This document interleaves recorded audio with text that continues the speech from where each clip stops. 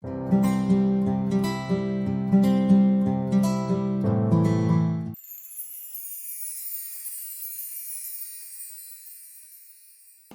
간단하지만 실속적인 내용에 대해서 얘기를 해보고 싶어요. 지금 이 시대는 정말 예전과 비교도 안 돼요. 10년 전과도 절대 비교할 수 없는 그런 시대를 살고 있잖아요. 정말 격변의 시대고 많은 사람들이 예측하지 못했던 그런 시대를 살아가고 있는데, 우리가 시간 관리를 하는 방법 또한 좀 다르게 해석하고 이해하는 노력이 필요하다라는 생각이 들어서 여러분들과 나눠보려고 준비를 했습니다.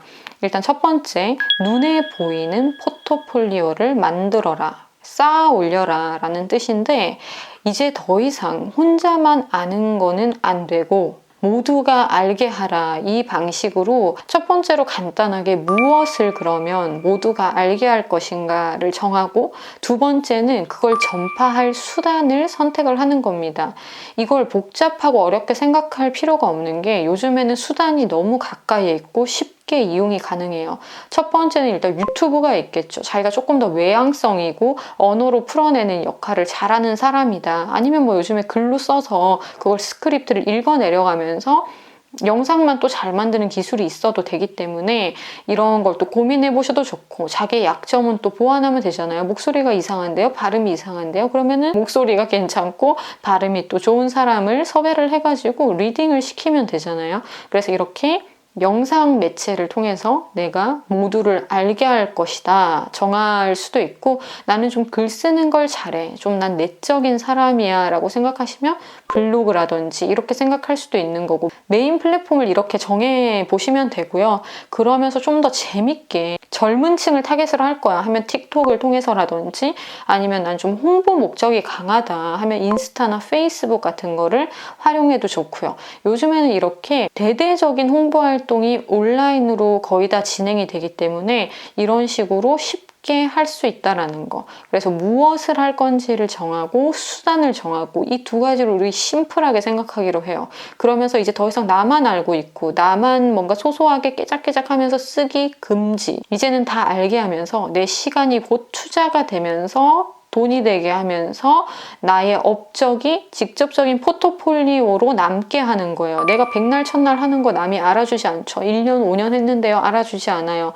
이제 내가 이때까지 해왔던 거 아니면 앞으로 할 것들을 즉시 포트폴리오로 만드는 작업을 하는 거, 이거 자체가 시간을 아끼는 방식이 되고, 이게 곧 투자가 돼서 나중에 경제적으로도 연결까지 가능하다라는 거, 이렇게 정리를 해봤고요. 두 번째는 절대 딥워크를 놓치지 말라는 거예요. 우리는 지금 너무 많은 정보 속에 살고 있어요.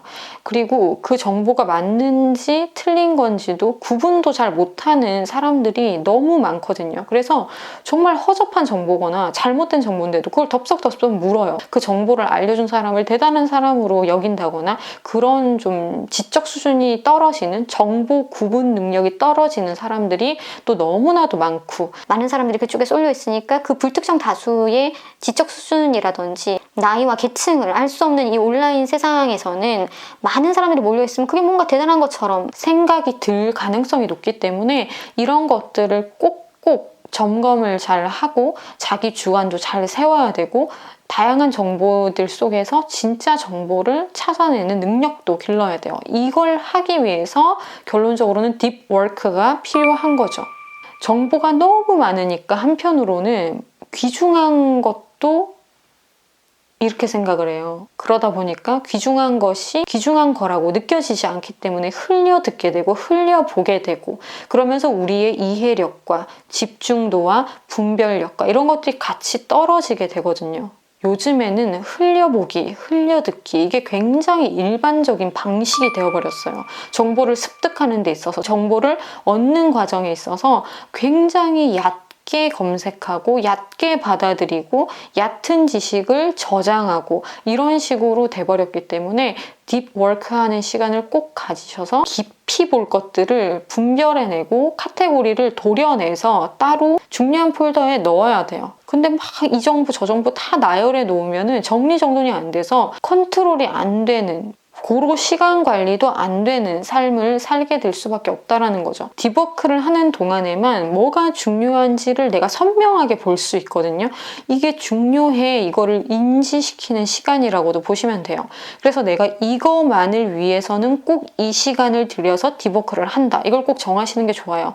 많이 정할 필요 없고요. 1개, 2개, 3개 이 정도만 정하셔도 상관없어요. 난 무조건 운동에는 디버크를 할 거야. 하루에 1시간.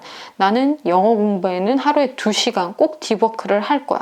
나는 명상하는데 1시간 디버크를 할 거야. 이렇게 자기가 매긴 가치의 순서대로 디버크를 하는 시간을 딱딱 가지는 게 중요하겠죠. 대부분 이제 의무적인 상황에서 디버크를 하게 되거든요. 학교 다닐 때는 학교 공부, 회사에서는 뭔가 준비해야 되는 자료물을 수집하고 PPT를 만들고 이럴 때 그걸 디버크를 하는 걸로 착각들을 하는데 자기 인생에 있어서 꼭 필요한 시간 관리 부분에 디버크는 따로 정리를 해두셔야지 진짜 내 시간, 진짜 내 시간 관리라고 볼 수가 있는 거예요. 정말 이루고 싶은 걸 정하셔서 그거에 해당되는 한두 가지, 두세 가지를 디버크 시간으로 확보해 두시면 이거는 정말 깊이 있게 다루는 거기 때문에 이 부분에 잡학이 들어올 수가 없어요. 막 무분별하게 내 머릿속에 정리도 안 된 그런 정보들이랑 디버크를 해야 되는 그 카테고리들이랑 막 엉켜 있으면은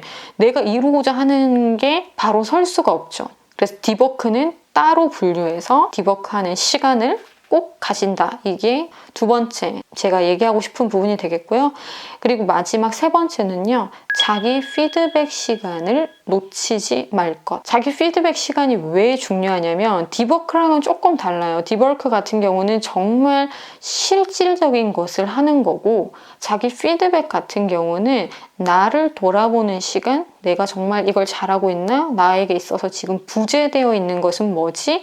좀 더 구체적으로 나를 바라보는 내 내면에 집중하는 시간을 가진다라는 걸 의미를 합니다. 우리 메타인지라는 말 굉장히 많이 하잖아요. 메타인지가 뭐냐면 자기가 인지를 하는 과정에서 뭐가 옳고 틀리고 내 상태가 지금 어떠한 상태고 이런 것들을 객관화할 수 있는 상태를 의미를 하는데 제가 발성 교정을 많이 하잖아요. 대부분 발성 교정으로 오시는 분들이 메타인지가 굉장히 낮아요. 그래서 자기가 호흡을 제대로 하는지도 인지가 안 되고 자기가 말할 때 어떠한 습관을 가지고 있는지도 전혀 피드백이 안 되는 거예요. 어떨 때는 굉장히 단순한 문제거든요. 근데 그거를 자기는 자기 스스로 컨트롤을 한다거나 인식이나 이해가 아예 안 되기 때문에 저를 찾아올 때가 있어요. 그런 사람들을 볼 때마다 처음엔 좀 깜짝깜짝 놀랐었는데 아, 이렇게 메타인지가 낮은 사람들이 세상에 많구나를 제가 일을 하면서 정말 많이 경험을 했거든요. 그리고 이런 부분뿐만이 아니라 내가 봤을 땐 상식인데 저 사람은 정말 이해할 수 없을 정도로 당연한 것에 대한 무지 상태일 때 그럴 때도 그 부분에 있어서 그 사람은 메타인지가 낮다라고 보는 거고 사람마다 메타인지가 낮은 부분들이 다 달라요. 어떤 사람은 시간 관리에 있어서 메타인지가 낮고요. 어떤 사람은 자기 건강 관리에 대해서 메타인지가 낮고요. 어떤 사람은 어떤 대화를 사람들과 해야 되는지 이런 부분에서 또 메타인지가 낮은 사람이 있고요.